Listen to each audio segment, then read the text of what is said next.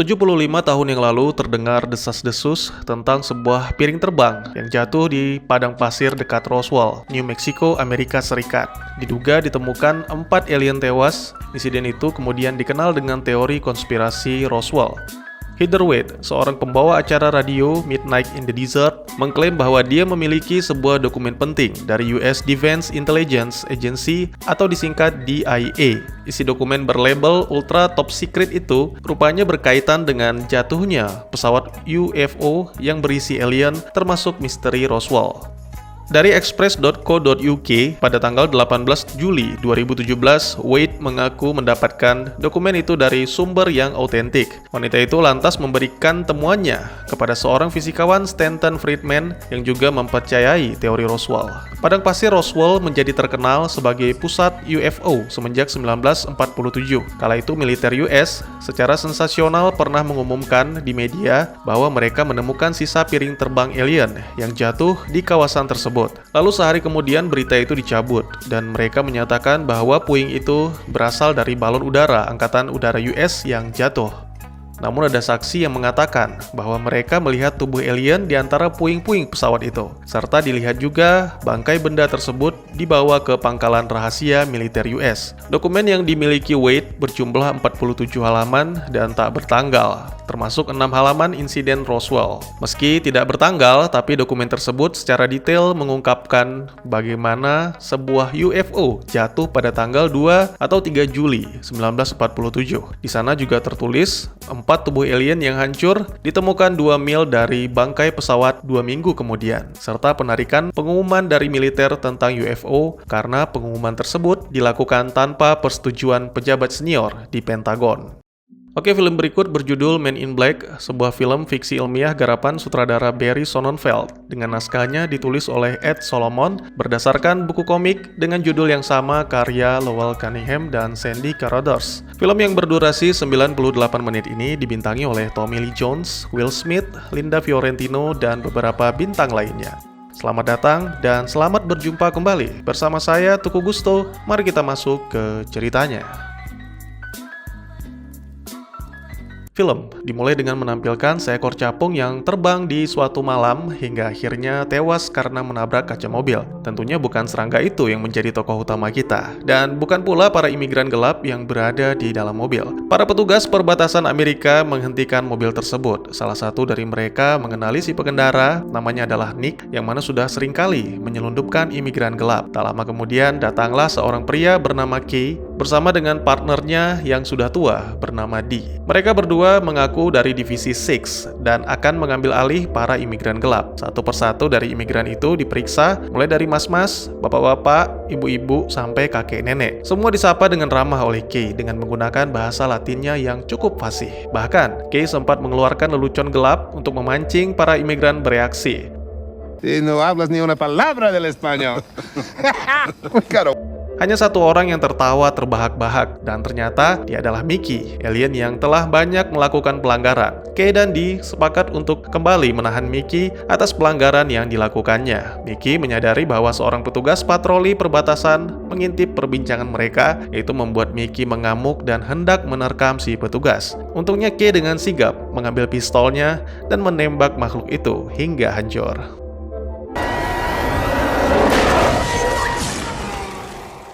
Tentunya kejadian tersebut membuat si petugas merasa terguncang serta bertanya-tanya. Namun Kay menjelaskan bahwa tak ada yang perlu dikhawatirkan karena semua itu bisa dijelaskan. Sekelompok petugas lain datang dan melakukan pembersihan. Lalu Kay mengeluarkan sebuah alat dari sakunya yang disebut neuralizer. Cara kerjanya sama seperti lampu flash pada kamera. Alat itu berfungsi untuk menghapus ingatan. Hal yang sama juga dilakukan kepada Dee. Malam itu adalah malam terakhir Dee bertugas bersama Kay. Di pusat kota New York, beberapa petugas kepolisian NYPD sedang melakukan pengejaran. Di antara para polisi sehat walafiat itu ada seseorang yang paling gigih bernama Edward. Walaupun si penjahat melakukan gerakan ekstrim yang tidak masuk akal, mulai dari melompat dari ketinggian sampai memanjat dinding gedung tanpa menggunakan tali. Pria yang dikejar Edward benar-benar seperti manusia super. Di puncak gedung, Edward berhasil menghadangnya. Penjahat itu mengedipkan mata dengan cara yang aneh, serta mengatakan tentang kedatangan pembunuh dan akhir dunia. Lalu pria itu pun bunuh diri. Di markas NYPD, baik rekan maupun kapten tidak ada yang mempercayai cerita Edward. Hampir saja terjadi keributan karena Edward merasa sangat kesal dengan rekannya. Sudah tidak berguna, tapi banyak gaya. Seorang wanita bernama Laurel Weaver mengaku percaya dengan kisah yang diceritakan Edward. Wanita itu pun meminta Edward menemuinya di kamar mayat. Namun tak lama setelah meninggalkan Edward, Laurel malah bertemu dengan Kay dengan neuralizernya. Maka sudah bisa dipastikan Laurel tidak akan mengingat apapun tentang kejadian beberapa waktu ke belakang.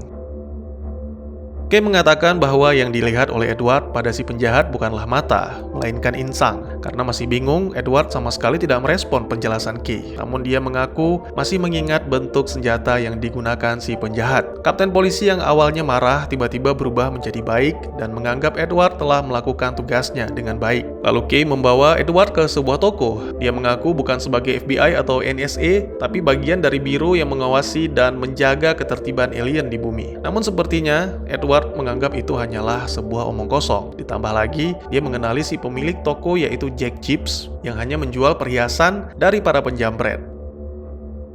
Seperti yang sudah seharusnya, Jack menolak menjelaskan tentang senjata karena itu bukanlah bidangnya. Tapi kondisinya berbeda ketika Kay memasuki toko. Wajah Jack berubah menjadi tegang, apalagi ketika Kay mengarahkan pistol mematikannya. Anehnya, setelah Kay memberi 3 detik untuk menunjukkan senjata-senjata impor, Jack masih berusaha terlihat tenang, seolah menantang balik. Tanpa menunda-nunda lagi, Kay langsung meledakkan kepala Jack. Itu membuat Edward benar-benar terkejut dan berusaha menangkap Kay. Drop the weapon and put your hands on your head. I warned it. Tiba-tiba saja kepala Jack tumbuh kembali, dia langsung menunjukkan senjata-senjata impor yang dimaksud. Kay benar-benar marah atas tindakan Jack yang menjual senjata kepada makhluk cephalopoda yang hendak melakukan pembunuhan. Akhirnya dia menyita pistol tersebut, lalu memaksa Jack untuk memberikan informasi tentang kedatangan senjata-senjata baru. Tentunya akan sulit untuk melupakan kejadian seperti ini, karena sudah pasti ini pengalaman pertama Jay bertemu dengan alien. Namun seperti biasa, Kay menjelaskan bahwa tidak ada yang perlu dikhawatirkan. Semua masalah akan selesai ketika kau menatap sinar merah pada alat ini. Beberapa waktu kemudian, ditampilkan mereka berdua sedang berada di tempat makan. Kay tertawa terpingkal-pingkal atas leluconnya sendiri, sedangkan Edward hanya tersenyum datar sambil berusaha keras memahami lawakan bapak-bapak WhatsApp di hadapannya. Kay memberikan sebuah kartu yang bertuliskan MIB dan alamat sebuah tempat yang wajib didatangi oleh Edward esok hari. Jika tidak, Edward akan dianggap tidak kooperatif.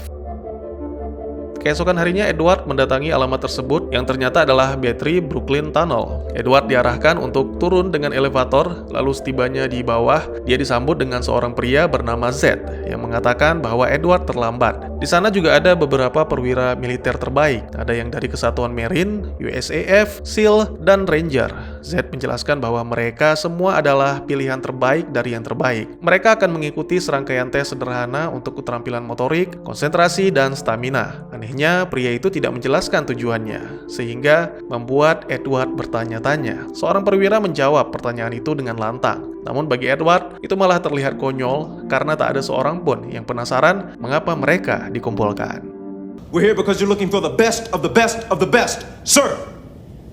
Tes pertama adalah ujian tulis dengan menggunakan pensil serta kertas. Ya, hanya 2 itu saja. Duduk di bangku seperti telur tanpa disediakan meja membuat para peserta cukup tersiksa. Tapi tidak dengan Edward. Dia menarik sebuah meja di hadapan mereka, itu membuatnya semakin bingung. Bagaimana bisa tak satupun best of the best menyadari keberadaan meja tersebut.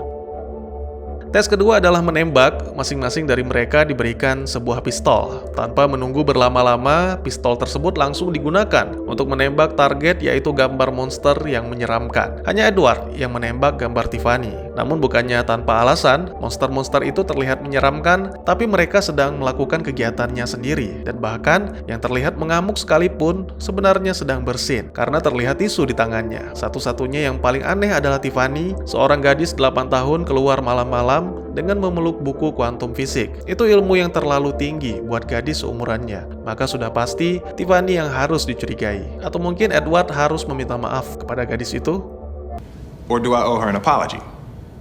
Z benar-benar merasa bingung karena sepertinya Edward memiliki masalah dengan otoritas. Namun karena Kay yakin terhadap anggota NYPD itu, akhirnya Z pun memanggil semuanya untuk mengikuti tes yang terakhir, yaitu tes penglihatan. Hanya Edward yang tidak mengikuti tes tersebut. Jika kalian paham dengan cahaya flash atau blitz yang muncul beberapa saat kemudian, seharusnya tidak perlu dipertanyakan tentang nasib best of the best of the best, sir.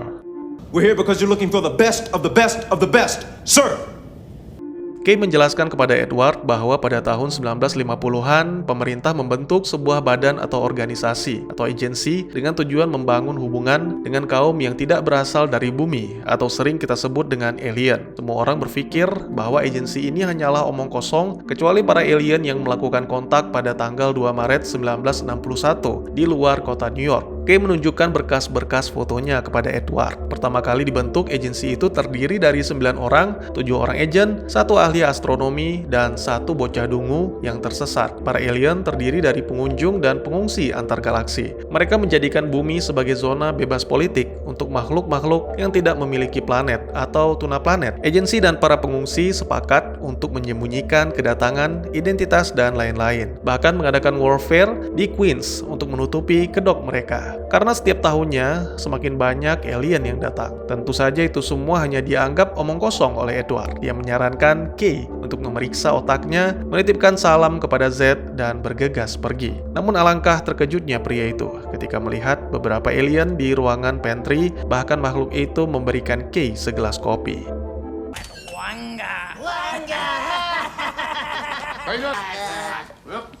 Don't work too hard. Kay menjelaskan, alasan semua ini disembunyikan adalah karena tidak perlu. Manusia tidak perlu mengetahui semua ini. Yang mereka butuhkan adalah bahagia dan memikirkan hal-hal baik. Satu manusia mungkin bisa mengerti, tapi bagaimana dengan sisanya? Selama ini kita mengira bahwa bumi merupakan pusat kehidupan di alam semesta, dan ada juga yang berpikir bahwa bumi itu datar. Lalu bagaimana jika orang-orang yang meyakini hal tersebut disuguhkan kenyataan yang berbeda? Akhirnya Edward pun mengerti. Namun Kay menjelaskan persyaratan mutlaknya ketika bergabung, Edward harus memutuskan kontak dari semua orang, dari setiap manusia yang dia kenal selamanya. Ini adalah pertukaran yang sepadan, tapi hanya berlaku untuk orang-orang yang kuat saja. Pikirkanlah itu anak muda, kau bisa memberi jawabannya besok pagi. Edward akhirnya telah memutuskan untuk bergabung dengan MIB. Tentunya dengan beberapa syarat. Edward ingin kemampuannya diakui dan tidak mau dianggap seperti anak kecil. Kay pun setuju, namun untuk soal kemampuan, Kay meminta Edward untuk memikirkannya lagi. Karena yang mereka hadapi bukan masalah-masalah manusia, melainkan spesies asing dari berbagai planet dan galaksi. Edward ditunjukkan bagaimana suasana kantor MIB yang juga sebagai kantor bea cukai. Penjelasan Kay pun masuk lebih dalam tentang pendanaan dan alat-alat canggih yang mereka miliki. Baru hari pertama, Edward sudah menimbulkan kekacauan dengan menyentuh sebuah benda yang terus memantul. Huh? Hey, what's this thing?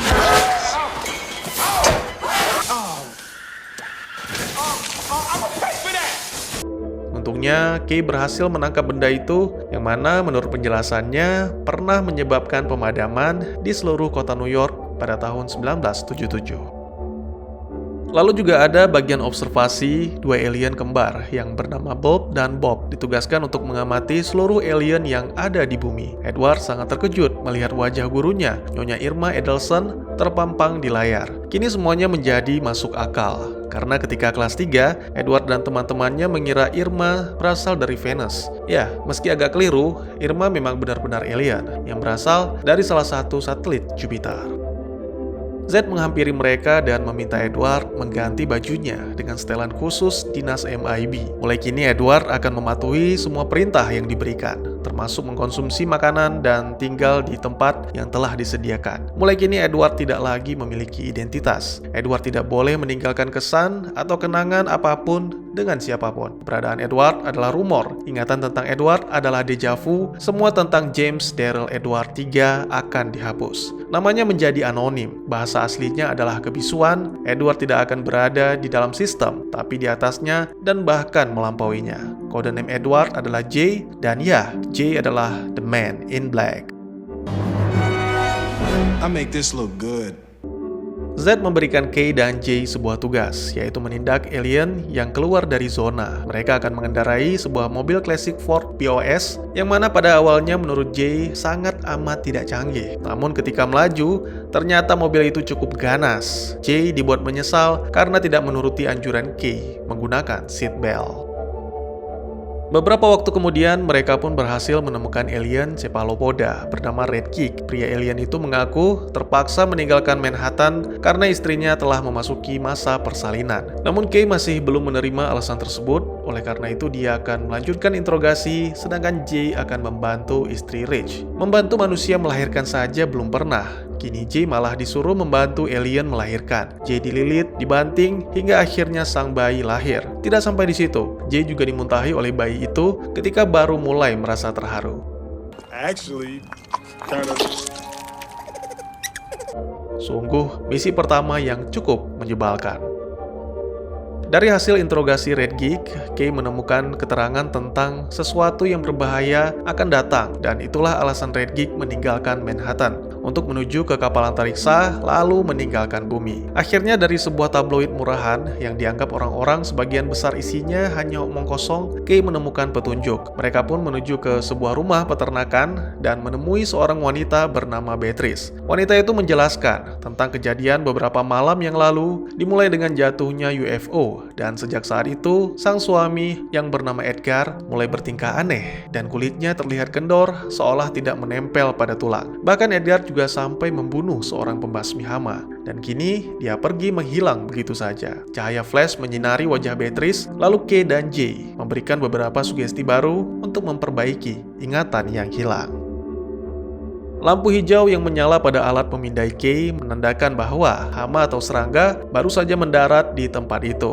Mungkin bagi J itu terdengar sepele, tapi serangga yang mereka hadapi adalah kecoa raksasa yang cerdas dan sangat kuat, serta pemarah. Ditambah lagi berkeliaran di Manhattan dengan tubuh Edgar. Terdengar seperti masalah, bukan? Serangga, makhluk yang berkembang dengan pesat, mereka memakan, mengerubungi, dan menghancurkan, serta hidup dari kematian dan kehancuran spesies lain. Itulah penjelasan Key tentang kaum serangga. Dengan keterangan tersebut, bukannya tidak mungkin untuk menemukan petunjuk di kamar mayat. Dugaan Key pun benar, karena hari itu petugas kepolisian mengantar 3 mayat korban pembunuhan, dan 2 diantaranya terbunuh di sebuah rumah makan. Menurut Dr. Laurel, 2 mayat itu memiliki struktur tubuh yang aneh, dan setelah diperiksa kembali, mereka menyadari bahwa itu bukanlah mayat, tapi semacam alat transportasi. Dan akhirnya, Jay menemukan kokpitnya yang ternyata berada di kepala. Alien yang berada di dalamnya dalam kondisi sekarat. Sebelum detik-detik kematiannya, sang alien itu meminta Jay untuk mencegah perang dan temukan galaksi di sabuk Orion. Jay mengenali mayat itu sebagai Rosenberg, seorang keluarga kerajaan kaum Arkilian.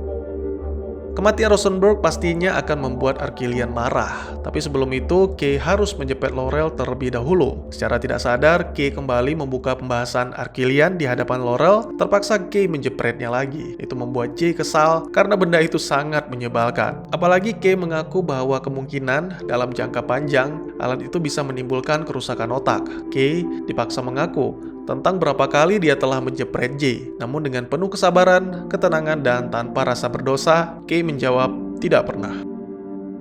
Setelah tim pembersih datang, Kay dan J pun kembali ke markas MIB untuk melaporkan masalah ini kepada Z. Namun menurut Z, J pasti telah salah dengar karena ukuran galaksi sangat besar dan tidak mungkin berada di sabuk Orion. Kemudian J sempat melihat Kay memandangi seorang wanita di layar komputernya. Namun Kay hanya merespon J seperlunya saja karena dia tidak nyaman membahas tentang wanita itu. Tiba-tiba saja terdengar peringatan terjadinya pelanggaran. Itu adalah para alien yang melakukan peluncuran kapal antariksa secara ilegal untuk meninggalkan bumi. Kay dan J pun semakin curiga. Jangan-jangan akan terjadi sesuatu yang mengerikan di bumi, sehingga membuat para pengungsi melarikan diri. Lalu Kay pun meminta si kembar memantau lebih jauh lagi, dan akhirnya mereka menemukan penyebabnya. Beberapa kapal perang milik Arkilian sedang menuju ke bumi. Sebuah pesan diterima dari Arkilian. Dari nada bicaranya mereka terdengar kesal, karena mungkin seperti yang dikatakan oleh Kay, Arkilian tidak akan senang dengan kematian Rosenberg. Z meminta Kay dan J menyelidiki toko perhiasan Rosenberg, dan J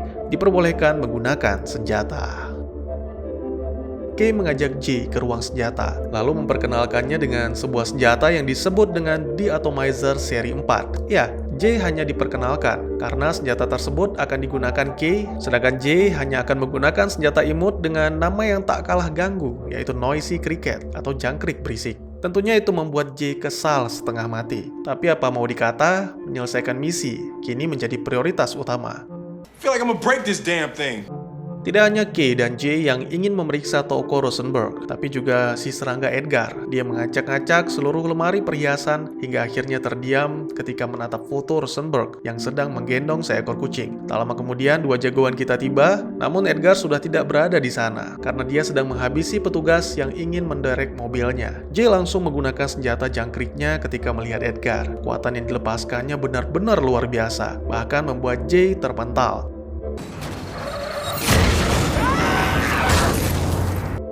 Kay langsung menghentikan J yang sudah terbawa emosi karena MIB seharusnya tidak boleh bertindak seagresif itu. Akhirnya setelah tim pembersih tiba, Kay dan J akan menemui seseorang yang sangat paham dan memiliki pengalaman dengan galaksi. Karena ternyata para Arkilian meminta MIB mengirimkan galaksi mereka.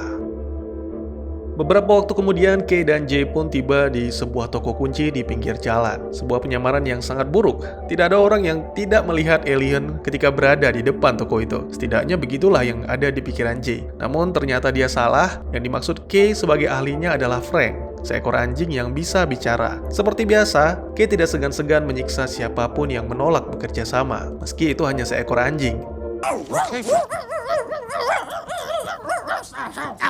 Setelah diguncang dan diputar-putar, akhirnya Frank pun menceritakan bahwa Arkilian menginginkan galaksinya kembali sebelum Edgar si serangga mendapatkannya untuk digunakan sebagai energi subatom terbaik di alam semesta. Jika benda itu jatuh ke tangan Edgar, maka Arkilian terpaksa menghancurkan bumi dan seluruh isinya. Galaksi itu ada di bumi, ukuran tidak menjadi soal, galaksi adalah galaksi, dan yang diincar oleh Edgar kurang lebih seukuran kelereng. Ketika Frank dilepaskan, anjing itu menggoda seekor kucing. J yang melihat kejadian itu mengingat seekor kucing yang ditemuinya di ruang mayat. Akhirnya, mereka pun bergegas menemui Dr. Laurel.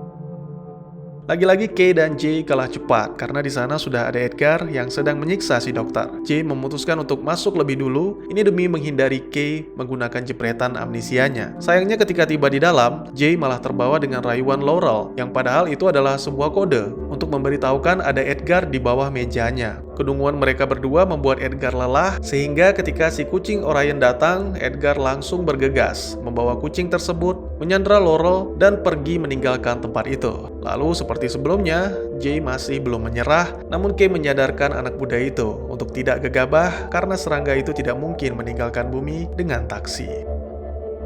Kembali ke markas MIB, Kay meminta jaring bio di Manhattan diaktifkan. Itu semacam memindai yang akan memberikan peringatan jika ada alien yang berusaha keluar dari kota itu. Dalam peraturan perang kaum Arkilian, setelah memberikan ultimatum, mereka akan melepaskan tembakan sebagai peringatan bahwa Arkilian tidak main-main. Kemudian mereka akan memberikan waktu sepekan perhitungan galaksi, yang mana dalam hitungan waktu bumi adalah 1 jam untuk MIB merebut kembali galaksi dari tangan serangga. Jika tidak, maka bumi akan dihancurkan untuk mencegah serangga memiliki galaksinya. Di tengah-tengah kebingungan para pria tua, J menatap sebuah gambar UFO yang terletak di World Fair. Hanya itu satu-satunya yang akan digunakan serangga untuk melarikan diri, jika tentunya benda itu masih berfungsi. Hey, old guys! Queens, itulah tujuan Kay dan J. Awalnya J mengira bahwa Kay salah mengambil jalur karena melewati terowongan yang macet. Tapi ternyata Kay memiliki rencana lain, yaitu menggunakan tombol merah daruratnya, yang mana lagi-lagi membuat J menyesal tidak menggunakan seatbelt. Ford PSO seketika berubah menjadi seperti roket yang meluncur dengan kecepatan tinggi, sehingga mampu melaju di langit-langit terowongan. Waktu yang tersisa hanya 8 menit, Kay dan J harus bergegas merebut kembali galaksi dari Edgar. Kali ini J mendapatkan senapan supernya, lalu mereka berdua menembak kapal antariksa yang dikendarai Edgar.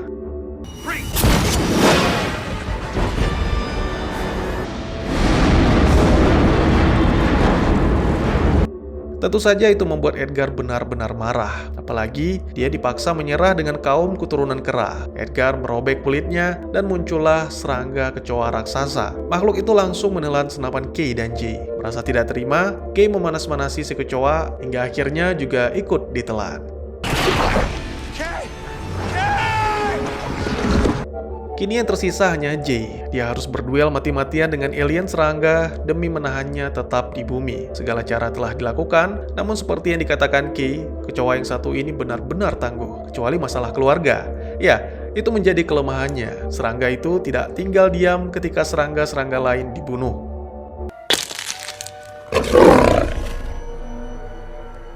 Namun tiba-tiba saja terdengar suara misterius dari perutnya. Jay mengatakan, "Kini habislah kau." Too late. Terjadi ledakan yang membuat serangga itu terbelah menjadi dua. Ternyata itu adalah Kay yang berhasil merebut kembali senjatanya serta galaksi Arkilian yang membuat bumi selamat dari pemusnahan. I guess you weren't even alive in 6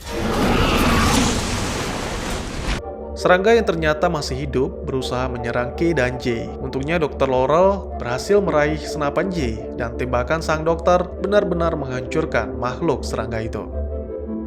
Film pun ditutup dengan sebuah pengakuan mengejutkan dari Kay bahwa dia melatih Jay untuk menjadi penggantinya. Kay menyatakan bahwa dia pensiun dan melupakan semua, termasuk kenangan di dalam perut kecoa, serta mulai kini dia akan menatap bintang sebagai pemandangan yang indah. Sampai bertemu lagi, Jay. Tidak, Kay, kau tidak akan bertemu denganku lagi. See you around, Jack. No, you won't.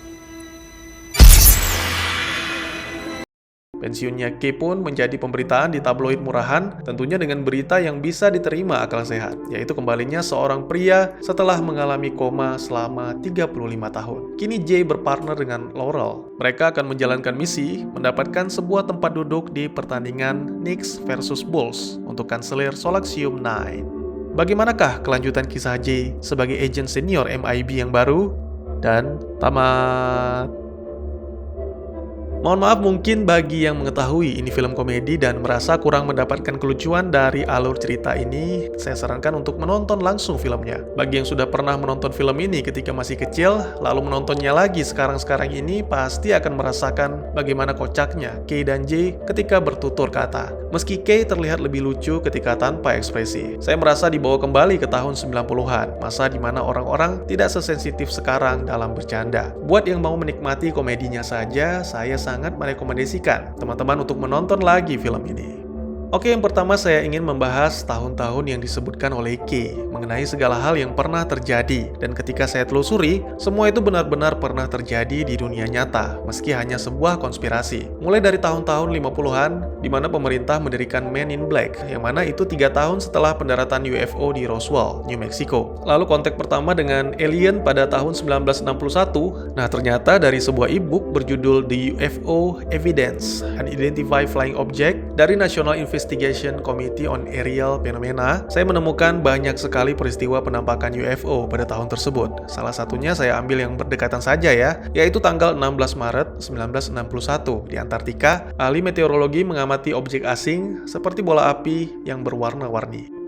Selanjutnya pada tahun 1977, di sini Kay lagi-lagi menyinggung hal yang benar-benar terjadi di dunia nyata. Jadi ceritanya secara aneh bin ajaib, terjadi pemadaman listrik di sebagian besar kota Manhattan. Itu terjadi tepatnya di tanggal 13 Juli pada pukul 21.30 dan listrik tidak menyala selama 25 jam. Penurunan ekonomi ditambah dengan meningkatnya kejahatan serta pembunuhan Son of Sam memicu kepanikan para warga. Ya, tidak sedikit tempat dan toko-toko yang dibakar atau dijarah selama peristiwa tersebut. Namun penyebab kejadiannya sudah pasti bukan benda yang memantul dalam film Men in Black. Menurut beberapa artikel yang saya baca, pemadaman terjadi akibat sambaran petir yang merusak sirkuit di Buchanan, New York.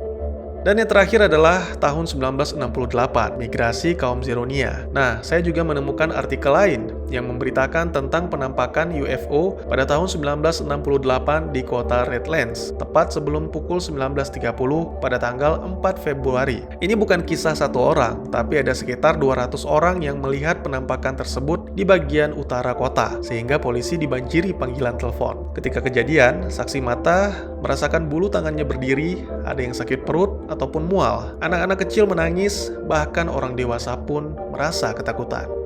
Oke, kita kembali ke film. Saya ceritakan lebih jelas lagi tentang sejarah Men in Black. Kontak pertama dengan kaum Baltian terjadi pada tanggal 2 Maret 1961, yang mana para pengungsi Baltian mendarat di bumi, tepat di luar kota New York. Tujuannya adalah menetap di bumi, yang merupakan zona netral politik. Jadi bumi itu dijadikan semacam tempat penampungan sementara bagi alien, sebelum mereka dipindahkan ke planet baru. Nah, inilah yang menjadi peristiwa penting dalam pembentukan Men in Black.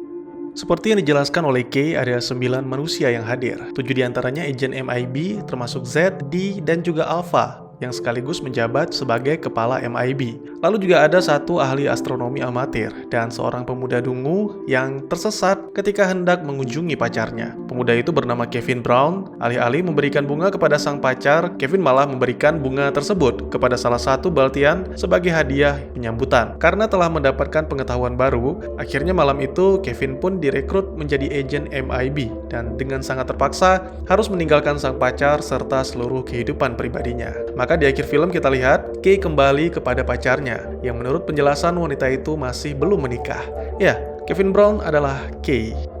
Dalam MIB, nama agen diganti dengan huruf abjad, misalnya K atau dibaca K, dan J dibaca J. Selain 2 agen ini juga ada beberapa agen lain, seperti agen D, agen Z atau Chief Z, dan juga Laurel yang menjadi agen L di akhir film. Masih banyak agen-agen yang lain, seperti agen A atau Alpha. Dia ditampilkan di serial animasi sebagai mentornya K, dan pria ini juga mencoba menghancurkan organisasi. Wah, pokoknya seru deh MIB ini. Terus gimana dengan Arquillian dan galaksinya, Bang? Ya, seperti yang dikatakan Frank, galaksi adalah energi subatomik terbaik di alam semesta, dan oleh karena itu Edgar datang ke bumi untuk mencarinya. Saya pikir bahwa galaksi itu hanya merupakan milik atau barang kepunyaan kaum Arquillian, bukan galaksi tempat mereka berasal. Karena meskipun Arquillian kecil, tapi ukurannya ratusan kali lebih besar dari planet di galaksi tersebut. Jadi mungkin para Arquillian ini menggunakan galaksi sebagai tanda kekuasaan mereka, atau mungkin Arquillian adalah penjaga galaksi dari makhluk-makhluk jahat seperti Edgar. Ini berdasarkan pernyataan Frank yang bilang bahwa Rosenberg adalah salah satu penjaga galaksi. Namun, sang sutradara Barry Sonnenfeld telah mengkonfirmasi bahwa sebenarnya galaksi-galaksi itu tidak berada di dalam kelereng, melainkan hanya refleksi. Ini sekaligus menjelaskan alien agar-agar bening raksasa super duper besar di akhir film yang bermain kelereng dengan menggunakan galaksi termasuk galaksi Bima Sakti. Karena saya yakin kalian pasti penasaran kan dengan alien yang satu ini? Di sudut antagonis kita punya Edgar the Bug, atau sering dipanggil Bug atau Pest oleh Kay. Nama lainnya adalah Orthopterus exomorph. Adalah spesies alien mirip serangga yang berasal dari planet yang disebut Hive World. Memiliki semacam ikatan dengan serangga-serangga asli, terutama kecoa. Mereka bisa merasakan sakit setiap kali serangga dalam jangkauan tertentu dibunuh. Bertubuh lebih besar daripada serangga pada umumnya, atau bahkan bisa dibilang serangga raksasa dengan kekuatan dan kecerdasan yang tidak bisa diremehkan. Sepertinya serangga menjadi musuh bebuyutan MIB. Selain Edgar, ada juga Edwin the Bug, Gin the Bug, dan Queen the Bug atau Ratu Serangga. Dalam serial kartun, mereka menuntut balas atas kematian Edgar. Gimana? Apakah pembahasan Men in Black ini menarik? Jangan khawatir, penjelasannya masih banyak kok. Masih ada 3 sequel lagi yang akan saya jelaskan di lain kesempatan, tentunya jika memang peminatnya banyak. Bagi teman-teman yang punya teori tentang film ini, ataupun ingin berdiskusi, atau mungkin juga teman-teman punya referensi film lain untuk kita review, silakan tuliskan di kolom komentar atau bisa DM ke Instagram saya di @teguhgusto. Insya Allah pasti akan saya baca. Mari kita jadikan kolom komentar sebagai sarana penambah wawasan dan menciptakan jalinan persaudaraan, bukannya malah menjadikannya sebagai tempat pembulian sehingga menciptakan permusuhan. Sekian dulu videonya dan jangan lupa untuk dukung terus channel ini dengan cara share, like, dan subscribe karena dukungan dari kalian sangat berharga bagi saya demi perkembangan channel ini. Saya Gusto, sampai jumpa di video selanjutnya. Tetap semangat, tetap bersyukur setiap hari. Dadah!